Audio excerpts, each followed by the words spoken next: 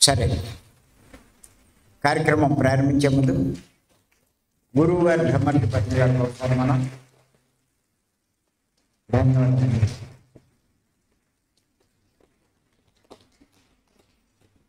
మనం 3 రోజుల నుంచి కబీరు సందేశాలు తెలుసుకుంటున్నాం. ఇప్పుడు మరొక సందేశం తెలుసుకున్నాం.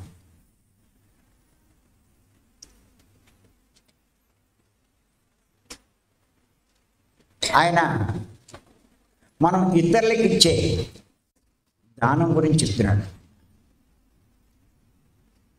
దానం చేస్తే వచ్చే గొప్ప లాభం ఏమిటో చెప్తున్నాడు.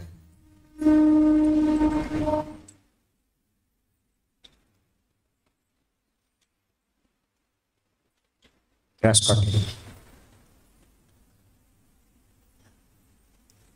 దానం చేయడం వల్ల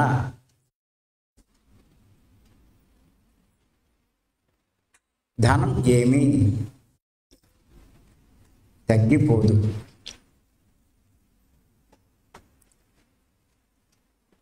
నదిలో నీరు ఎంత వాడినా ప్రవహిస్తూనే ఉంటుంది.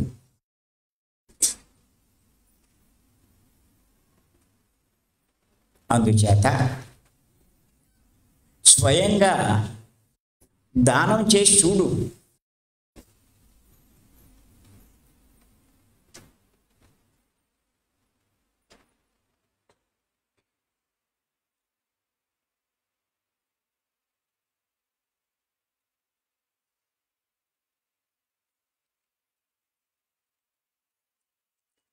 దానం మళ్ళీ చెప్తున్నాను, దానం చేయడం వల్ల ధనం ఏమీ తగ్గిపోదు. నదిలో నీరు ఎంత వాడినా ప్రవహిస్తూనే ఉంటుంది.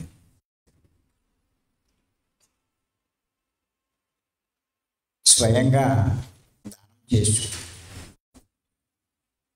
అని చెప్పిన విషయం. చాలామంది దానం చేస్తే డబ్బు అయిపోతుంది అనుకుంటారు.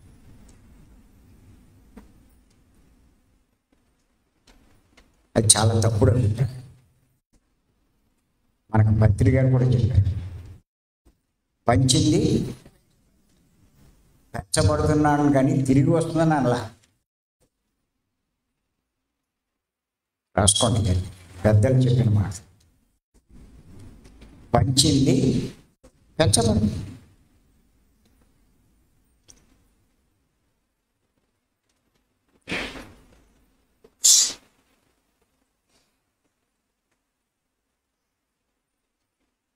నదిలో నీరు, నూతిలో నీరు తోడితే ఏం తరిగిపోతుంది? నువ్వు ఎండిపోతుందా? నది ఎండిపోతుందా?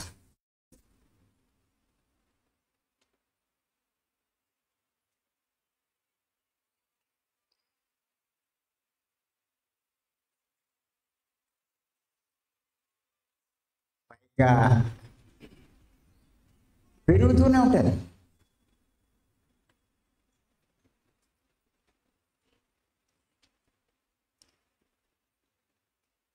ఇవాళ లోకంలో అత్యంత ధనవంతులంతా కూడా గతంలో, గత జన్మల్లో ఎంతో దానం చేసిన వాళ్ళే.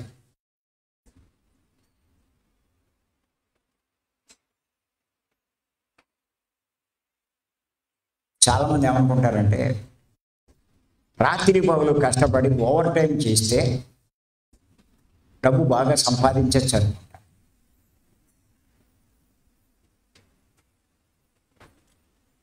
రాత్రి పగలు కష్టపడేవాళ్ళు ఎంతోమంది ఉన్నారు. అంతు లేకుండా కష్టపడేవాళ్ళు ఎంతోమంది ఉన్నారు. మరి అంత పెరిగిపోయారా అంటే ఎక్కడ పెరిగారండి? కూలి పని వాళ్ళు చేసుకున్నాను చూడండి, పుట్టినప్పటి నుంచి చచ్చేదాకా కష్టపడుతూనే ఉంటారు.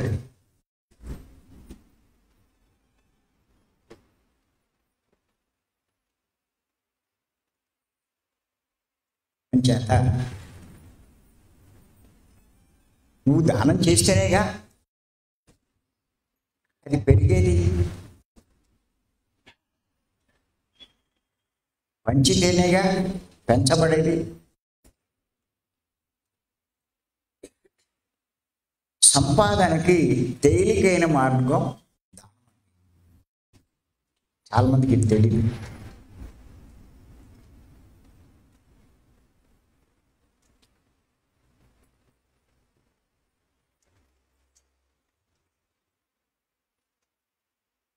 అలా దానం చేసిన వాళ్ళు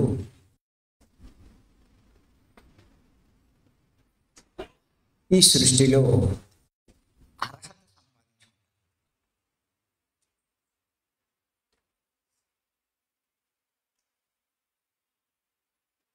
ధనవంతులయ్యే అర్హత సంపాదించుకుంటారు.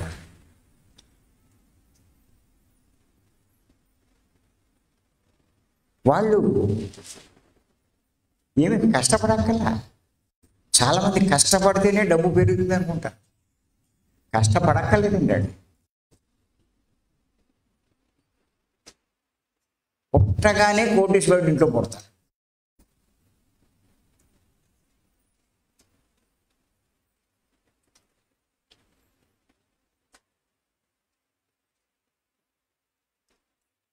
ఇప్పుడు పుట్టగానాడు ఏమైనట్టు? అపర కోటీశ్వరుడే పుట్టగానే. వాడు ఎప్పుడు కష్టపడ్డాడు, ఏం కష్టపడ్డాడు, ఏం చేశాడు? ఏమీ చేయలే. చాలామంది అనుకుంటారు మనం కూడా అలాంటి వాళ్ళు ఇంట్లో పుట్టుంటే ఎంత బాగుందని అనుకోవడానికి అనుకుంటారు. పుడతారేంటి దుబ్బుదామని. నీ అర్హతను బట్టి నువ్వు పుట్టావు, వాడి అర్హతను బట్టి వాడు పుట్టాడు.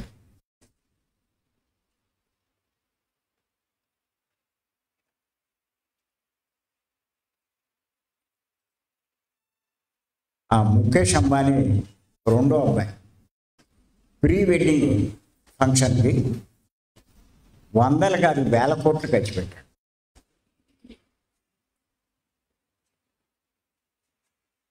పెద్ద పెద్ద సినీ స్టార్స్ వస్తే వాళ్ళకి ఎన్నో కోట్లు ఇచ్చాడు ఒక్కొక్కరికి. అలా ఖర్చు పెట్టాడు. దాన్ని బట్టి అర్థం చేసుకున్నాడు. ఇప్పుడు ఆయనకి మనవడు పుట్టాడు అనుకోండి, ముఖేష్ అంబానీ. పుట్టగానాడు ఎవడు? కోటీశ్వరుడు. ఆయన తాత వాటాలో అడిగి షేర్ వచ్చేస్తుంది.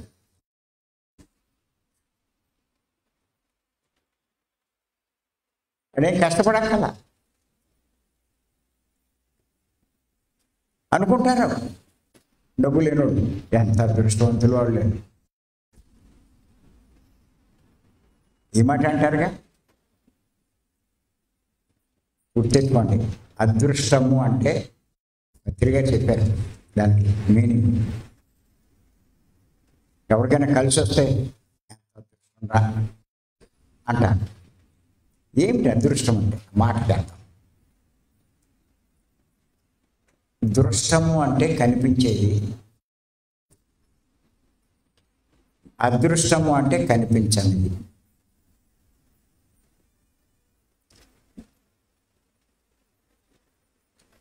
కనిపించని గతంలో, గత జన్మ అనుకోండి, గతం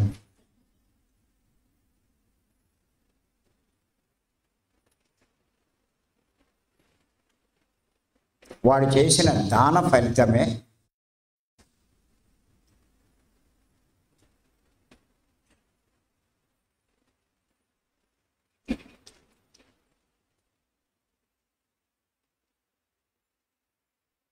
ఇప్పుడు వాడు అనుభవిస్తున్నాడు.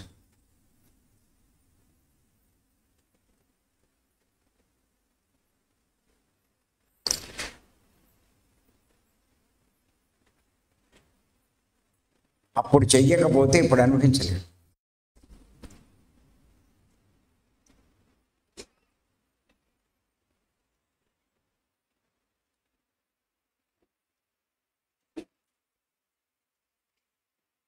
ఎంత ఎక్కువ దానం చేస్తే అంత ఎక్కువ ఫలితం పొందుతాడు. లేదు, వాడు ఎంత చేస్తే దానికి తగ్గ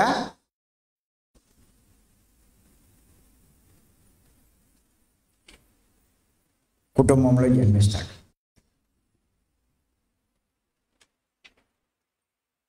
ఏమీ చేయలేదు, ఏమీ చేయకపోతే ఏమవుతుంది?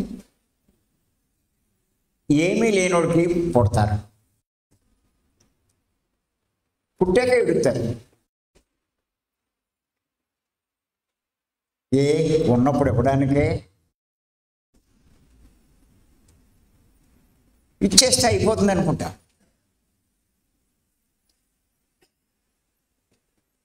కబీర్ ఏమన్నాడంటే, నువ్వు దానం చేసినంత మాత్రాన నీ డబ్బేమీ తరగదు, నదిలో నీరు ఎంత వాడినా ఆ నది ప్రవహిస్తూనే ఉంటుంది.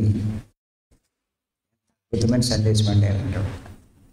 ఇది అర్థమవుతే కనీసం కొంతైనా మనకున్న దాంట్లో దానం చేయడానికి ప్రయత్నిస్తాం.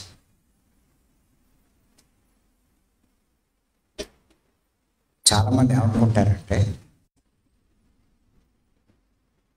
డబ్బు సంపాదిస్తేనే సంపాదన అనుకుంటారు.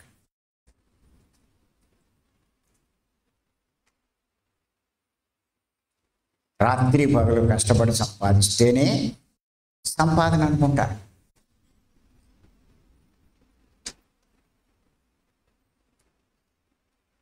గుర్తుపెట్టుకోండి,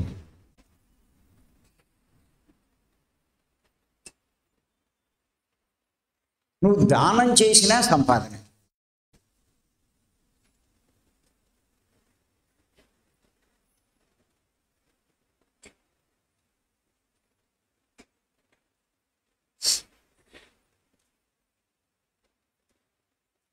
నువ్వు వ్యాపారం చేసో, ఉద్యోగం చేసో, ఏదో చేసి సంపాదించింది కనిపించే సంపాదన.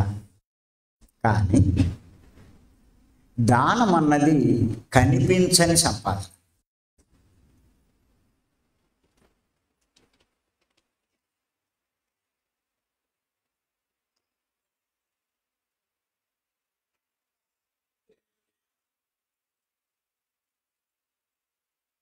కనిపించే సంపాదన ఎప్పుడైనా పోయే ఆస్కారం ఉంది.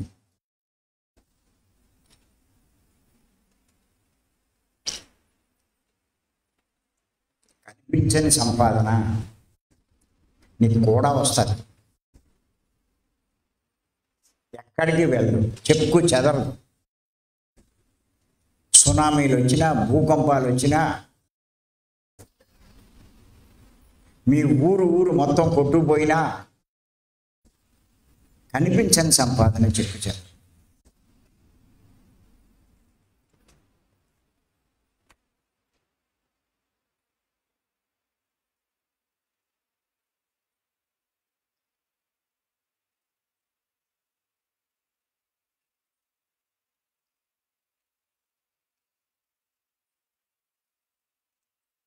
కనిపించే సంపాదన మీ దుఃఖాన్ని పెంచుతుంది,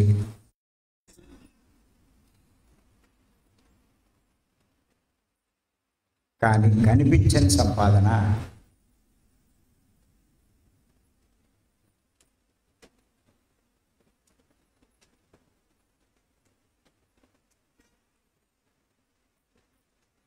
మీ దుఃఖాన్ని తగ్గించడమే కాదు,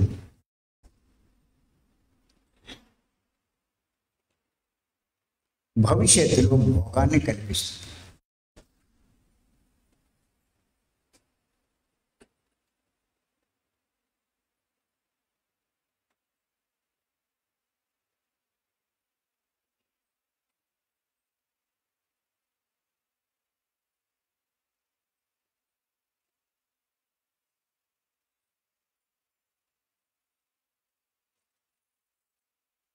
కనిపించే సంపాదన కోల్పోయిన వాళ్ళు ఎంతోమంది ఉన్నారు. సంపాదించినప్పుడు బాగానే ఉంటుంది,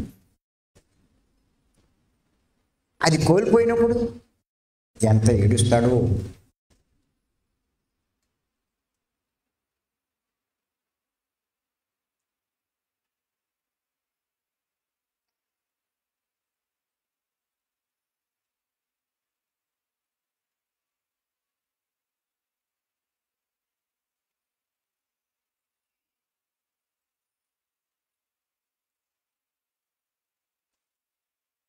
నేను సంపాదించుకున్నది పోయింది అనుకోడు, నాది పోయింది అనుకుంటాడు. ఎంత బాధపడతాడు.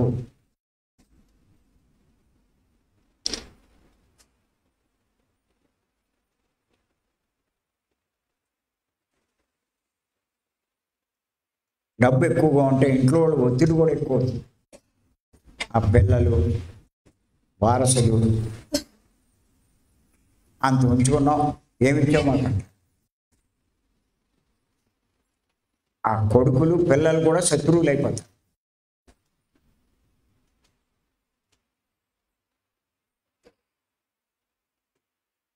మీ వయసు పెరిగే కొద్దీ ఇది అర్థమవుతుందండి. అంటే చూస్తే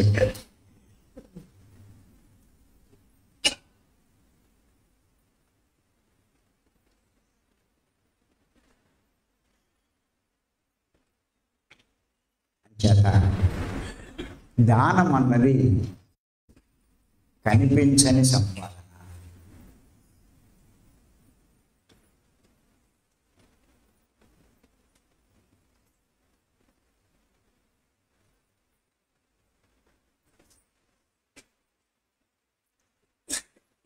నిస్సందేహంగా నువ్వు చేసింది వృధా కాదు.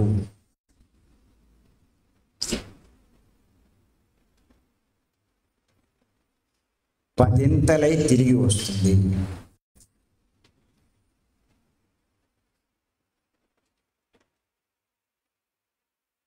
అంటే చెప్తాను, ఉన్నంతలో కొంత ఇవ్వండి, ఉన్నదంతా ఊడ్చేపక్క.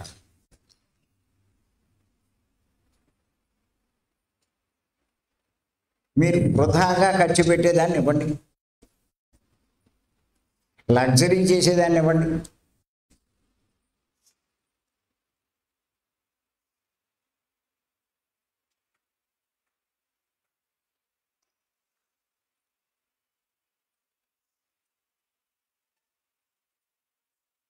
నాకు ఎందుకు అదే అలవాటు అయింది చిన్నప్పటి నుంచి.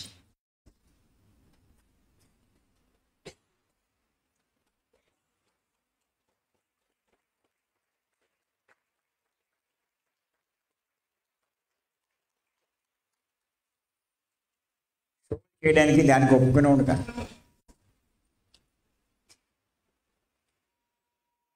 పిఎంసీ వచ్చాక పిఎంసీ వాళ్ళ కోసం షో మొదలెట్టాను. అంతకుముందు నా డ్రెస్సులు చూస్తే మీకు భయం వేసి ఎలిసిపోయి ఉండేవి, అయ్యే వాడేవాడు.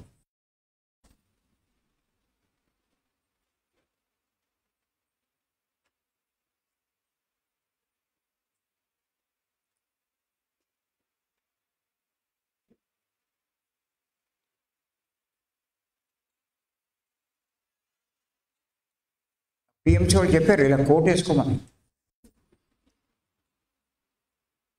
అప్పుడు ఏం చేశానంటే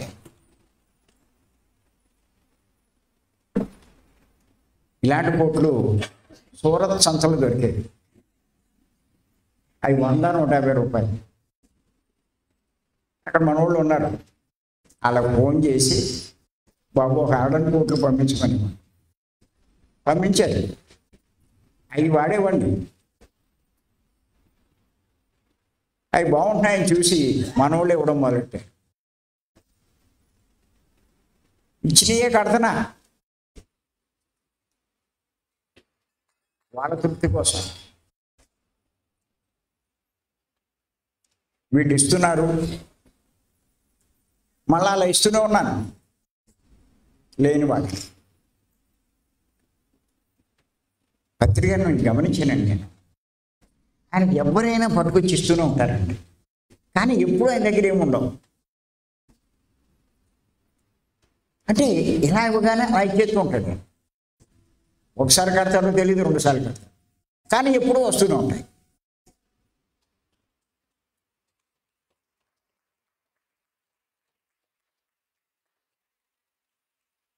ఆయన చెప్పేవాడు పంచింది పెంచబడుతుందండి.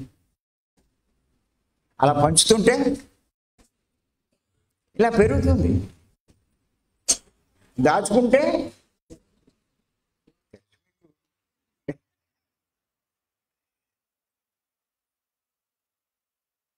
ఇచ్చేశారు కదా అని బీరువాలో పెడితే మళ్ళీ ఎవడో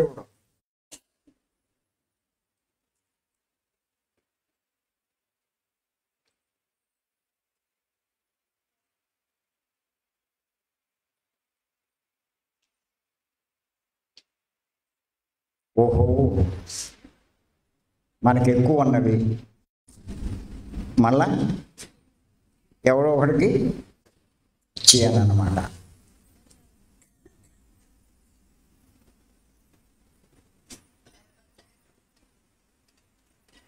ఆయనకి ఎవరైనా స్వీట్ పట్టుకొచ్చి ఇస్తే అక్కడికక్కడ పెంచేస్తాడు. ఆయన తింటాడో లేదో కూడా తెలియదు. కొంచెం ఇంచుమించు మా ఇద్దరికి గత అలవాటు.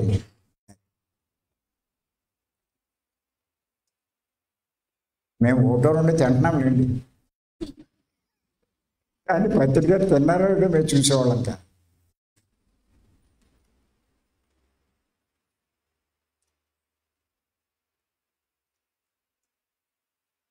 వాళ్ళకి తెలుసండి సృష్టి ధర్మం, సృష్టి నియమం.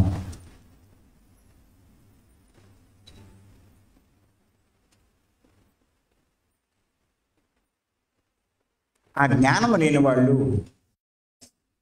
దాచుకుంటారు, కొన్నాళ్ళకి అది కోల్పోతారు.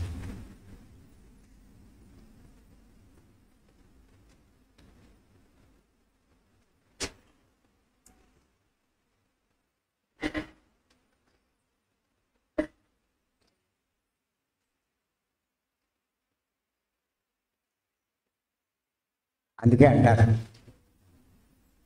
ఎవడైనా చనిపోయాక ధనం పెట్టి ఉండిపోతుందంట. ఏ పెట్టి? పెట్టి. భార్య గడప దాకా వస్తుందంట. బంధువులు శ్మశానం దాకా వస్తారంట.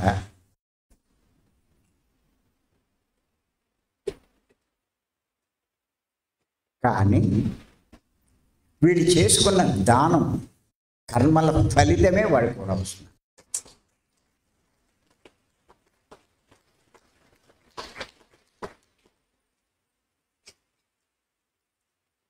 మరి కూడా రావాలంటే ఉన్నప్పుడు ఇవ్వాలి, పెట్టులో దాయడం కాదు.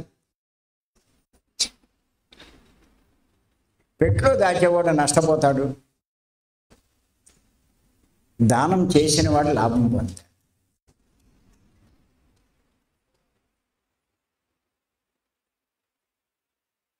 ఇవ్వడానికి కొంచెం ధైర్యం ఉండాలి. బుద్ధి బాగా వికసించిన వాడు ఇవ్వకుండా ఉండలేడు. బుద్ధి వికసించకపోతే ఇవ్వాలనుకున్నా ఇవ్వలేడు.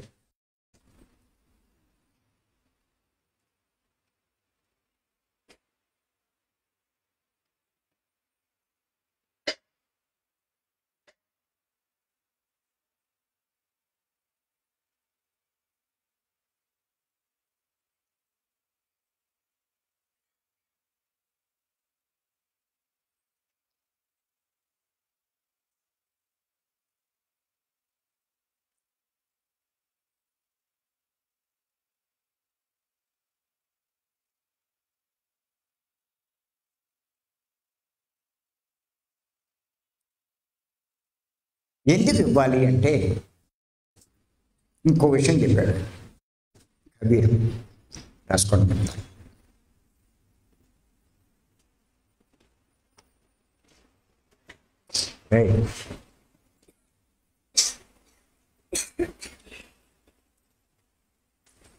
వసంత ఋతువు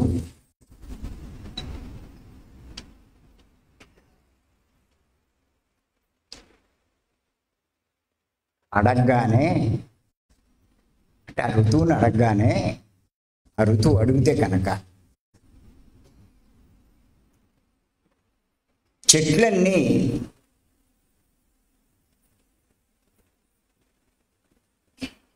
తమ ఆకులన్నింటినీ ఇచ్చివేస్తాయి. వసంత ఋతువు అడగగానే చెట్లన్నీ తమ ఆకులన్నింటినీ ఇచ్చేస్తాయి, ఒక్కటి కూడా ఉంచుకోదండి ఆకు.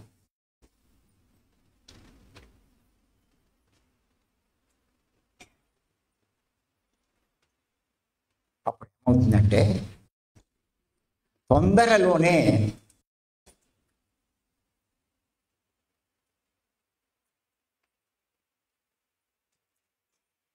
వాటి మీద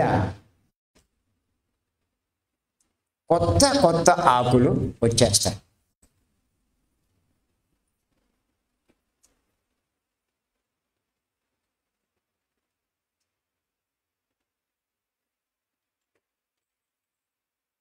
అంచేత ఇచ్చింది ఎప్పుడు నిష్ఫలం కాదు.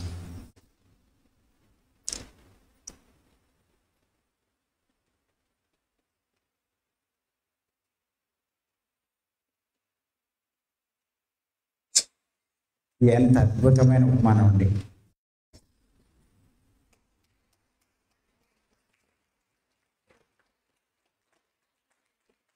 దానం చెయ్యాలనుకున్న వాడికి ఎంత అద్భుతమైన ఉపమానం.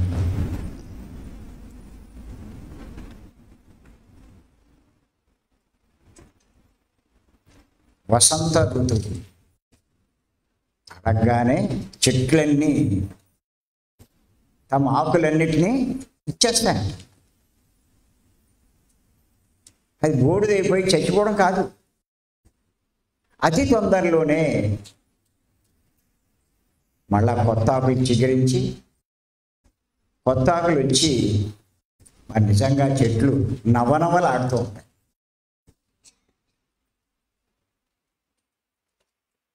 ఎండిపోయిన ఆకులన్నీ ఇచ్చేస్తాయి, కానీ మళ్ళా కొత్త ఆకులు వస్తాయి.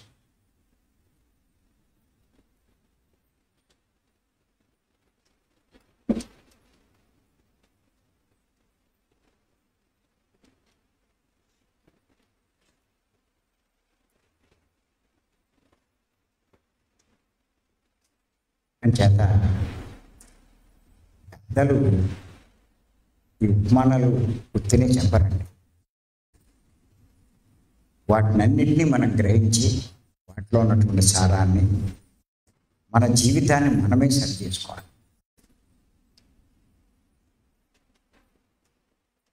వాటిని అనుసరించకుండా నా బతుకు ఇలా అయిపోయింది, నా జీవితం ఎలా అయిపోయింది అని ఏడిస్తే ఎవడే చెప్పగలండి?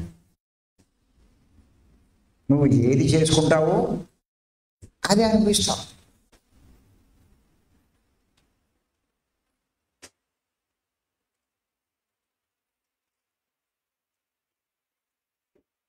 ఏది ఇస్తావో అదే వస్తుంది.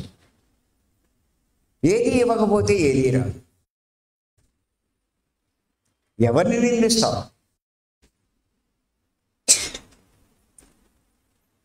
పెద్దలు చెప్పిన దాన్ని నిర్లక్ష్యం చేసి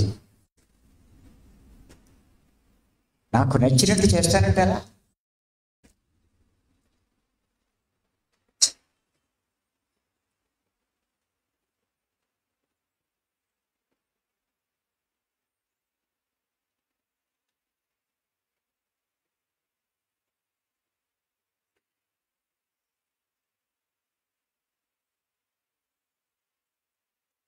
అందుకే నేను చెప్తున్నా,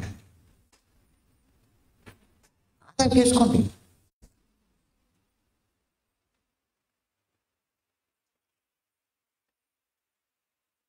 ఈ మధ్య వీడియోల కోసం దానికోసం ఇంచుమించు ఇప్పుడు నాకు 75 సంవత్సరాలు.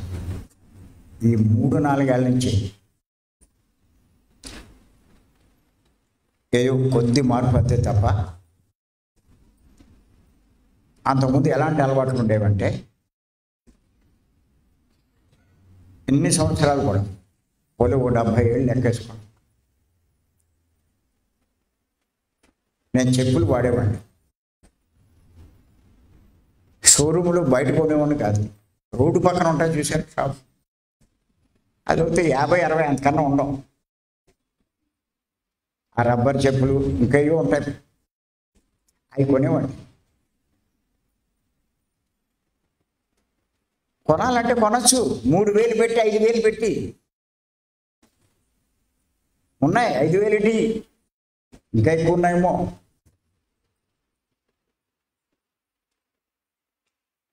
అవి ఎన్నాళ్ళు వస్తాయో ఈ ఎన్నాళ్ళు వస్తాయి.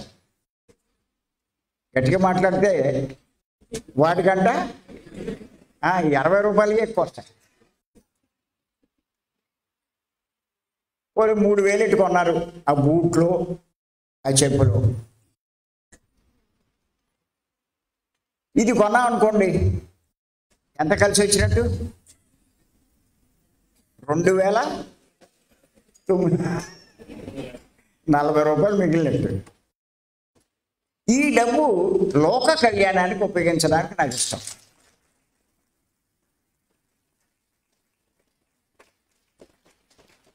ఆ బూట్లు వేసుకుని అట్లా అరగదీసే బదులు అడిగితే అక్కడ పోయింది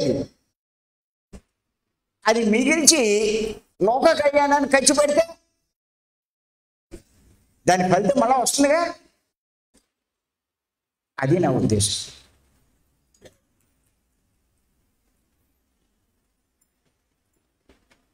దాంతోపాటు నాకు చాలా లాభాలు కనిపించింది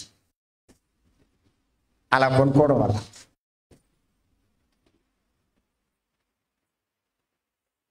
నేను ట్రైన్లో ఎక్కువ ప్రయాణం చేస్తాను.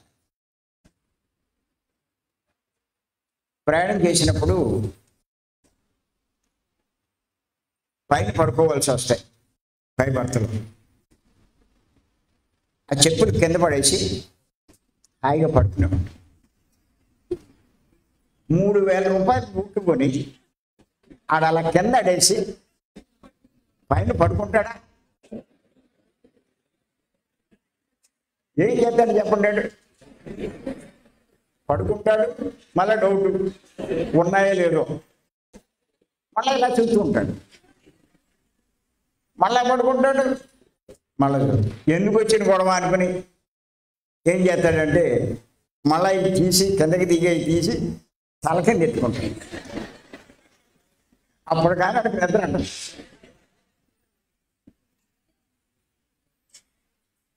ఎంత లాభమో చూడండి. అలా ఏదైనా విజిటింగ్ ప్లేసెస్ అవి వెళ్తూ ఉంటారు కదా, టూరిస్ట్ ప్లేస్ ఇవి కానీ. చాలామంది గుళ్ళకి అది కూడా వెళ్తూ ఉంటారు.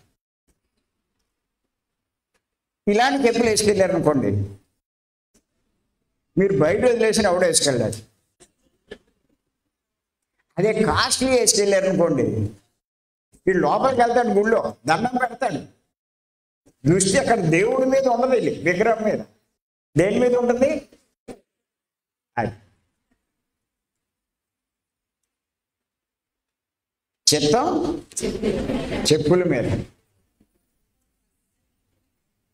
భక్తి దేవుడి మీద. ఎందుకు వచ్చింది ఈ తెప్పలు?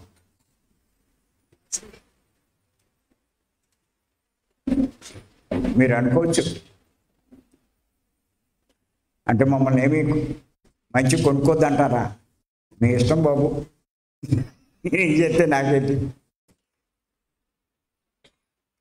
మీకు చిన్న ఐడియా చెప్తాను. లేకపోతే అలా ఎక్కడికైనా వెళ్ళినా మీ కాస్ట్లీ బూట్లు కానీ చెప్పులు కానీ పోకూడదంటే ఈసారి ఒక పని చేయండి.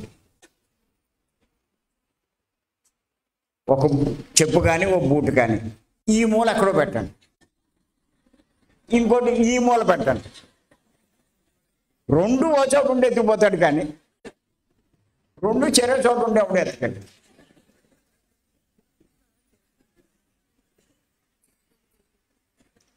అర్థమవుతుందండి?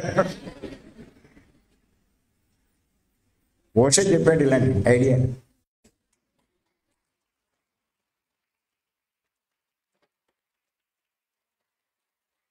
ఆయన అలాగే చేసేవాడండి. ఆయన ఎప్పుడు బూట్లు కొనేవాడు కాదండి. ఓషో చరిత్ర చదవండి, మీకు భలేగా ఉంటుంది, హ్యూమరస్గా.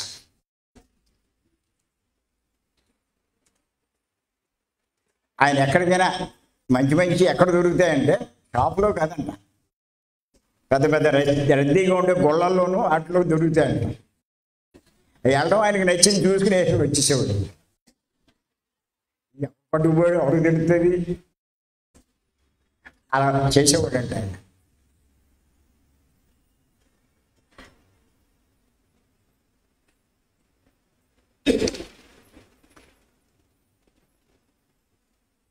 వాళ్ళ జైన్లు, వాళ్ళ డ్రెస్సులు వేరే ఉంటాయి. వీడు ఏదో డ్రెస్ వేసేవాడు, వాళ్ళ నాన్నకి ఇష్టం ఉండేది. ఎంత చెప్పినా మార్చేవాడు కాదండి. వీడికి ఎలా ఉందా వీడి పని చెప్తానని చెప్పి వాళ్ళ నాన్న ఏం చేశాడంటే వీడు వేసుకునే డ్రెస్సులన్నీ పట్టిపోయాడు. ఆయన ఉండే వ్యాపార స్థలానికి వెళ్ళిపోయాడు. వీడి కోపం వచ్చింది, నాన్న ఇలా చేస్తాడు. వీడు ఏం చేశాడంటే స్నానం చేసి బట్టలు వేసుకోకుండా కొట్టుకెళ్ళిపోయాడు.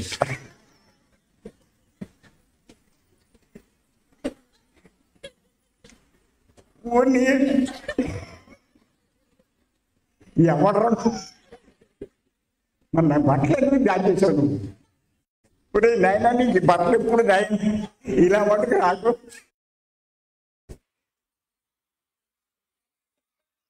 వచ్చి చేసే పనులు అలా ఉంటుంది.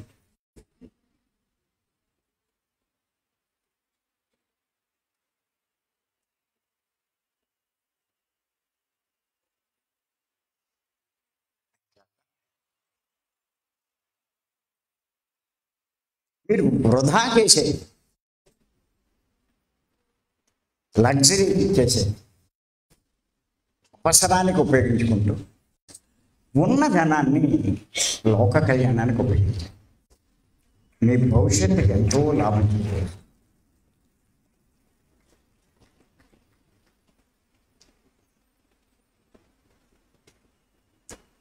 నేను మామూలు పెన్నే ఎప్పుడు ఇప్పుడు మీ అందరి చేతిలోకి ఇచ్చాను చూడు, ₹2 పెన్ను, ₹1.5 పెన్నులో అయ్యో వచ్చావు. అలాంటివే వాడతా. కొంతమంది చాలా కాస్ట్లీగా వాడతారు. అది పెద్ద ఫ్యాషన్ అనుకుంటారు, లేకపోతే క్లాస్ అనుకుంటారు, లేకపోతే వాడు గొప్ప అనుకుంటాడు, వాడు స్టాటస్ చూపించుకున్నా అనుకుంటాడు. అలా 500, 1000 పెట్టి అలాంటివి కొనే బదులు అందులో రీఫిల్ ఒకటే. ఇంకా గట్టిగా మాట్లాడితే అలాంటి దాంట్లో రీఫిల్ తక్కువ ఉంటుంది. ఈ రీఫిలే బాగుంటుంది. ఆ డబ్బుని ఇలా ఖర్చు పెట్టు. ఇక్కడ మీ పని అయిపోతుంది. ఇక్కడ మీ పని ఏమీ ఆగదు.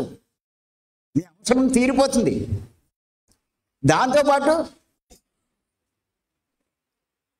ఎంత ఆ పుణ్యం సంపాదించుకుంటామండి.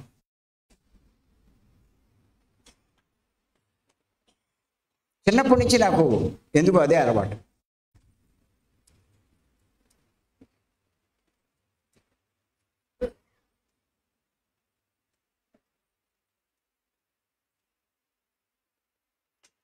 ఫంక్షన్లు, పార్టీలు చేసేవాడిని పిల్లల పెళ్ళిళ్ళకి. దానికి ఊరికే వచ్చిన వాళ్ళు మేపడానికి నాకు ఇష్టం ఉండేది. అది గొప్పల కోసం చేసేది కానీ దానివల్ల ఏం ప్రయోజనం లేదు. అంచేత నేను చాలా సింపుల్గా చేసేవాడు. మా పిల్లలు ఏడ్చేవారు, ఇప్పటికే ఏడుస్తారు, చెప్పుకుంటారు.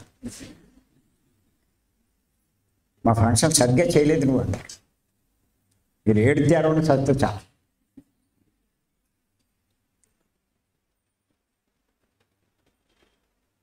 ఇప్పుడు మరీ ఫ్యాషన్ అయిపోయింది.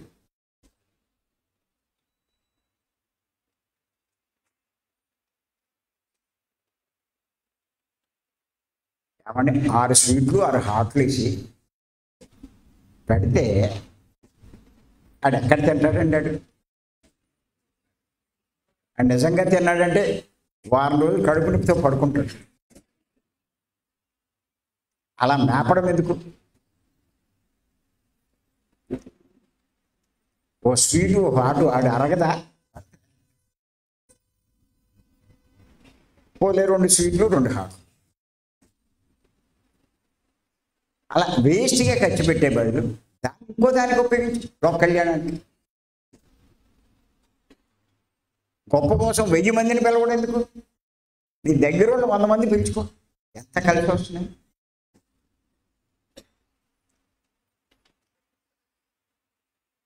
గొప్పలకు పోవడం వల్ల ఉపయోగం ఏమీ లేదు.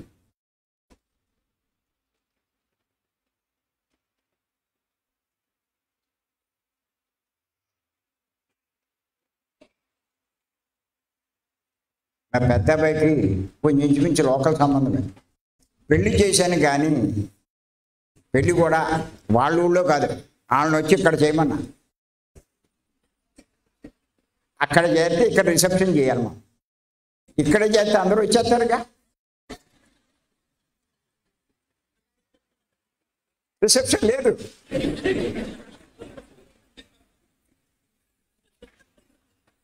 వీడు వాలంటీర్ రిసెప్షన్ లేకపోతే అలాగా. ఇంకా అవన్నీ ఎందుకు, చక్క నువ్వు టూర్ వెళ్ళరా నీ ఆవును వేసుకుని అని 25,000 50,000 ఇచ్చేవాడు. అదే రిసెప్షన్ చేస్తే 2 లక్షలు 3 లక్షలు అయ్యేది. అది దాంతో తృప్తి పడిపోయాడు, గొడవ లేదు. అలా 3 పిల్లలు 3 పెళ్ళిళ్ళు చేశారు. శుభలేఖ ఎప్పుడూ 5 రూపాయల లోపే ఉండేది.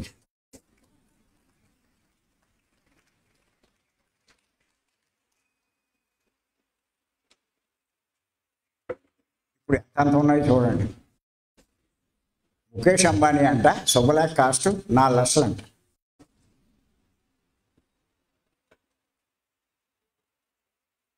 మీకు ఒకటిస్తే సరిపోతుంది.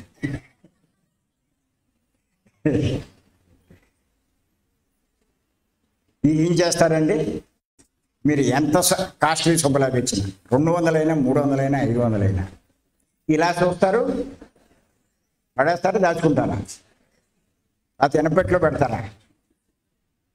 అలా పడేసేదానికి అంత కాస్ట్ ఎందుకండి? ఎంత ఖర్చు పెడుతున్నారు, ఎంత తగలేస్తున్నారు?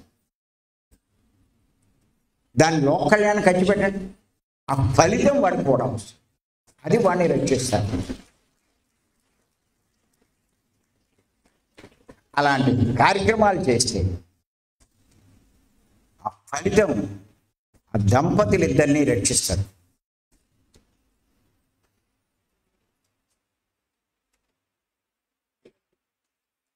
ఇంకా నేను ఉన్న వాళ్ళకి పెట్టే కంటే లేని వాళ్ళకి పెట్టడమే నాకు ఎక్కువ ఇష్టం.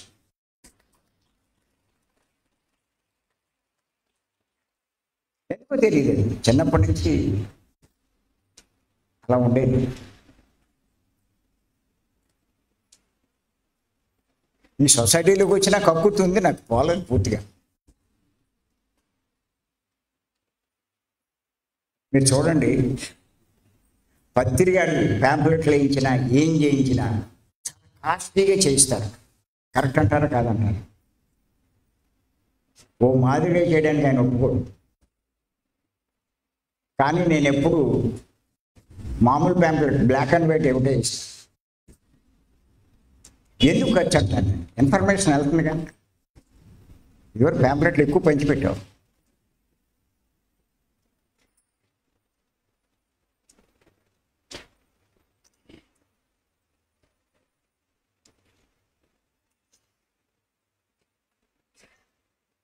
ఎందుకు 20 ఏళ్ళ నుంచి చేస్తున్నాం. మన భోజనాలు చూడండి ఎలా ఉంటాయి, షడ్ర సోపేతంగా ఉంటాయి. అగన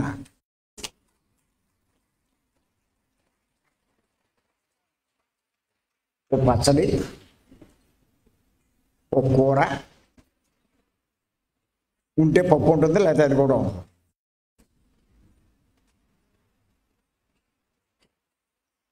మేడం ఇందాకే తిడుతుంది నన్ను, మీరు పప్పు పెట్టు ఈ పెట్టి అన్నారు. ఆ పప్పు తినేసి ఏరుగుతున్నారు, ఇక్కడ పాడు చేస్తున్నారు.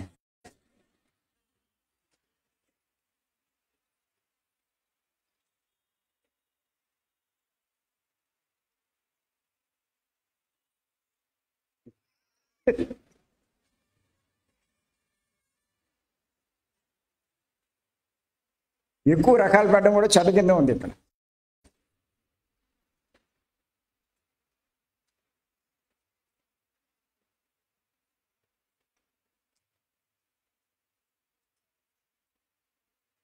సింధూర్ ఇప్పుడు ఆలోచిస్తుంది, నాకు ఉన్నది ఒక్కడే కొడుకు,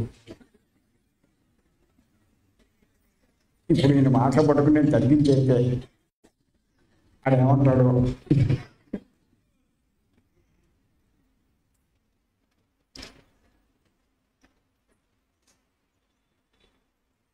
మా జ్ఞానేష్ కంగారు పడిపోతున్నాడు, మా నాన్న ఎలా చేస్తాడో నాకు పెళ్ళలేదు.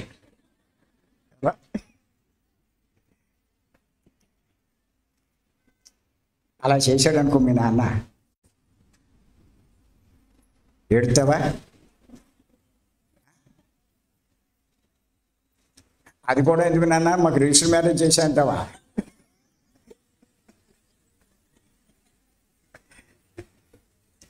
నువ్వు ఎంత ఖర్చు పెట్టాలనుకున్నావు నా మగ నాకు ఇచ్చి.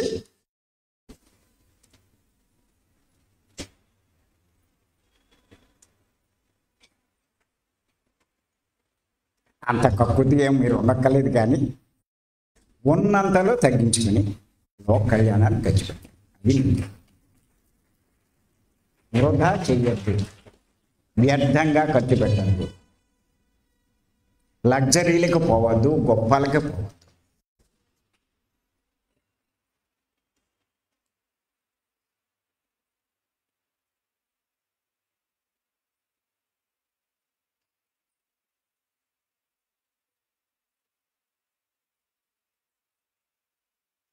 ఇప్పుడు మరీ ఎర్రైపోతుంది, ఏంటో పిచ్చోళ్ళు అయిపోతుంది.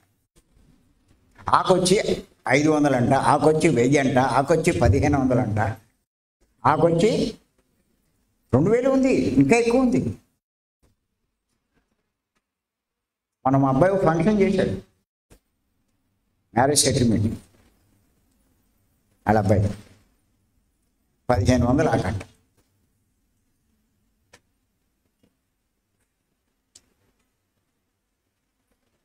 ఆ హోటల్లోంచి పైనుంచి మేము చూసాం, పక్కనే దొడ్లో బయట ఆడేస్తున్నాడు. సగం సగం వదిలేశారు, అవన్నీ చెత్త కుప్పలోకి వెళ్ళిపోయి. ఎందుకంత అంత ఖర్చు పెట్ట? గొప్ప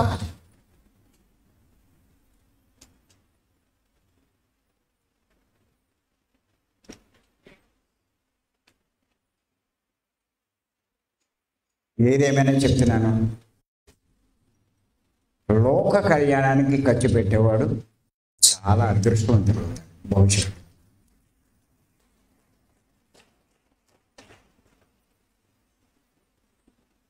మీరు అంటారు కదా, ఎవరైనా ఏదైనా గొప్ప పని చేస్తుంటే అది ఇప్పుడుది కాదు, అది పూర్వజన్మ సుకృతం అని అంటారా? దాని అర్థం ఏంటి? సు అంటే మంచి, కృతం అంటే పని.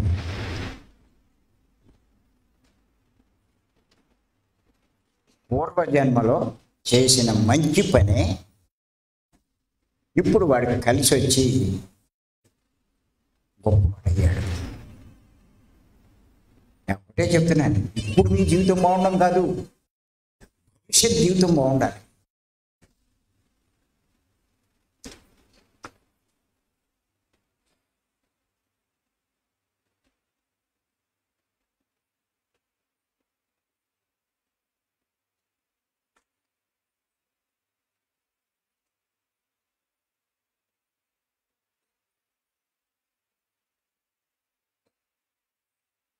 అనుభవాలు చెప్పినవి చాలా జాగ్రత్తగా మనం ఆలోచించి ఆచరిస్తే ఎంత గొప్పగా ఉంటుందండి. మనమే కాదండి, మన కుటుంబమే హాయిగా ఉంటుంది. ఇవన్నీ మనల్ని, మన పిల్లల్ని ఎప్పుడు కాపాడుతూనే ఉంటుంది. మీరు చేసే మంచి పనులన్నీ వాళ్ళకి రక్షగా నిలుస్తాయి.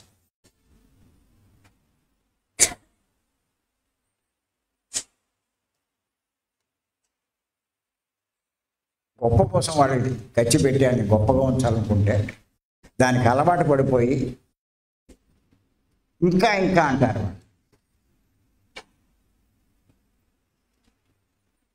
కొన్నాళ్ళు కానీ భరించలేరు.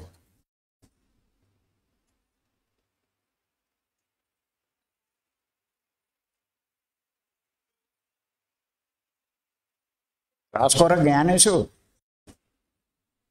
నచ్చట్లేదేమో నీకు.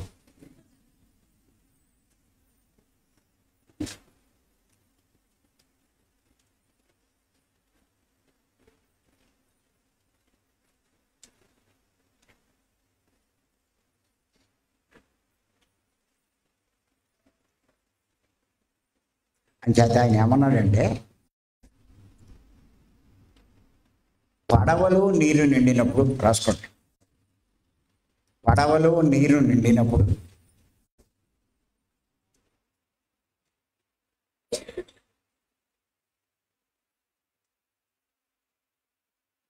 ఇంటిలో ధనం ఎక్కువ ఉన్నప్పుడు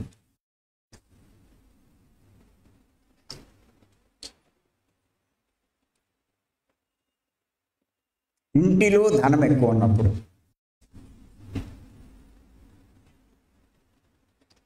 వెంటనే దాన్ని రెండు చేతులతో పారపోయాలి. రెండు చేతులతో బయట పారిపోయాలి.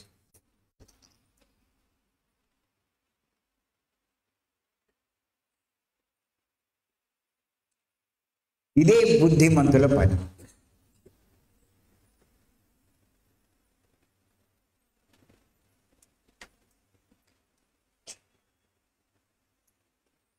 పడవలో నీరు నిండినప్పుడు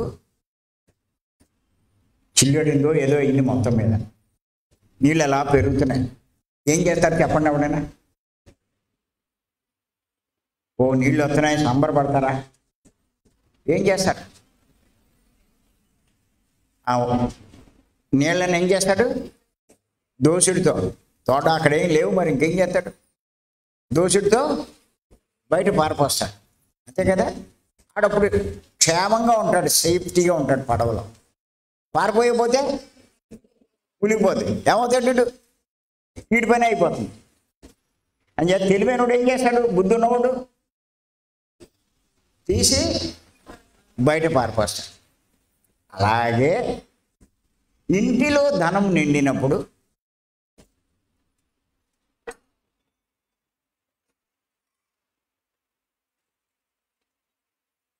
దాన్ని కూడా రెండు చేతులతో బయట పారిపోయాను. అంటే లోక కళ్యాణానికి ఖర్చు పెట్టాలి. అది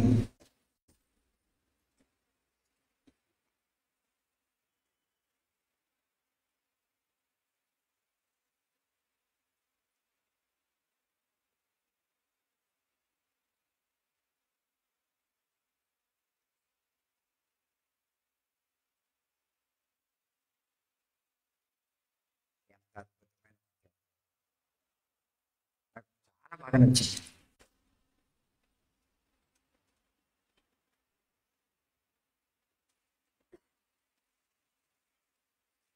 అలాగే ఉంచితే పడవ ఎలా మునిగిపోతుందో, ఇంట్లో ధనం పెరిగితే అలాగే ఉంచితే ఆడు బతుకు కూడా అంతే.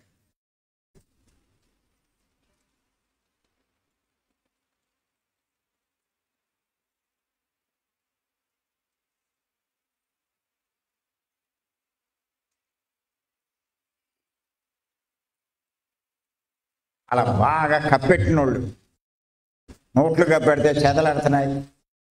లంకి బిందెలు బంగారం కొని పెడితే అవి భూమిలో కప్పడిపోతున్నాయి.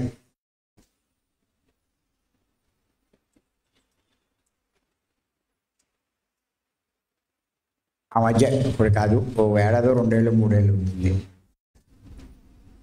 తిరుపతిలో ఒక ఆయన ఇంట్లో ఎవరు లేడంట, ఆయనకి ఉండేవాడు. ఆయన పై తిరుపతిలో ఏదో ఒక ఆఫీస్, ఆయన సడన్గా చనిపోయాడు. చనిపోతే ఇప్పుడు ఇంట్లో తలుపులు అవి తీసి చూశారా, ఇంటి నిండా డబ్బేనండి. కట్ల పోగేసి అందులో పెట్టాడు, పెట్లులోనూ అట్లా అడుగు పెట్టి పెట్లు అట్లా. ఎవరు లేరు, భార్య పోయినట్టుంది, పిల్లలు కూడా లేనట్టున్నారు. సడన్గా పోయాడు. ఏమైంది ఇప్పుడు? గవర్నమెంట్ అకౌంట్లోకి వెళ్ళిపోయాయి.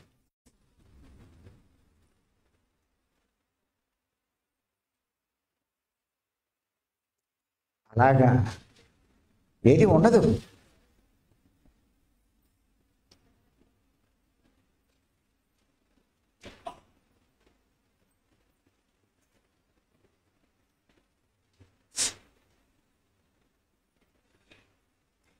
చేత పడవలో నీరు నిండినప్పుడు రెండు చేతులతో ఎలా పారబోస్తామో ఇంటిలో ధనం నిండినప్పుడు దాన్ని లోక కళ్యాణకరమైన పనులకు ఖర్చు పెట్టాలి.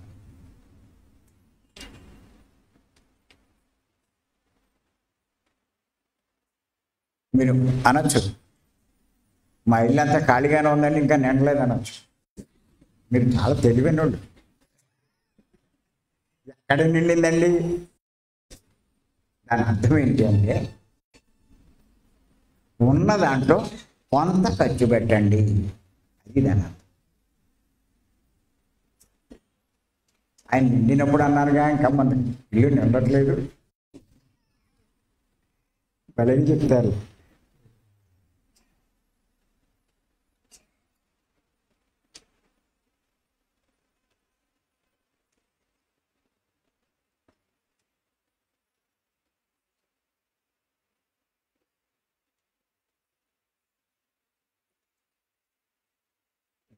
గొప్పతనం తీసుకోండి.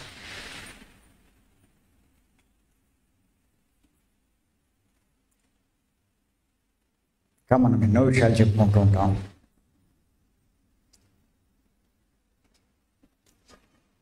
కానీ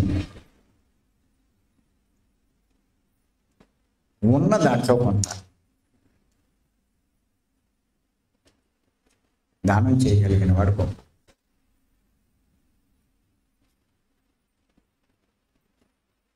ఆ చెయ్యగలిగే స్థితికి మీరు రావాలి అంటే రెండే: శ్వాస మీద ధ్యానం, సాత్వికమైన శాకారం తీసుకుంటూ మనసు శుద్ధి చేసుకుంటే బుద్ధి వికసిస్తుంది. వారికి ఇంకెవరు చెప్పక, వాడికి అంతటా వాడికే అర్థం కాదు.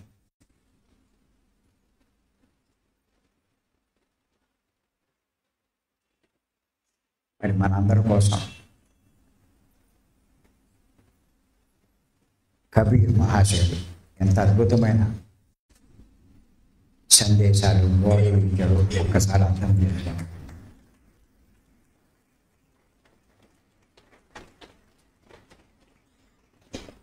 అందుకే అంటారండి, డబ్బు ఉన్నవాడు గొప్పవాడు కాదు, సుఖశాంతులతో జీవించేవాడే గొప్పవాడు.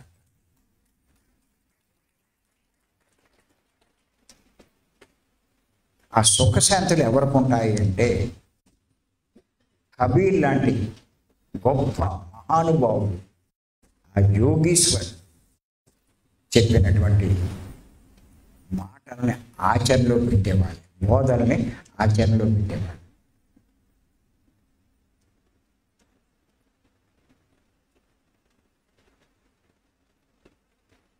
ఇంచేత గుర్తుపెట్టుకోండి,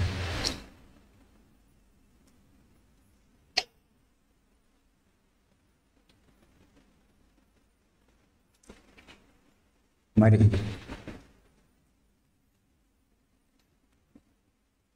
మధ్యాహ్నం నుంచి మళ్ళా మరికొన్ని సందేశాలు కబీర్ తీసుకుంటాం.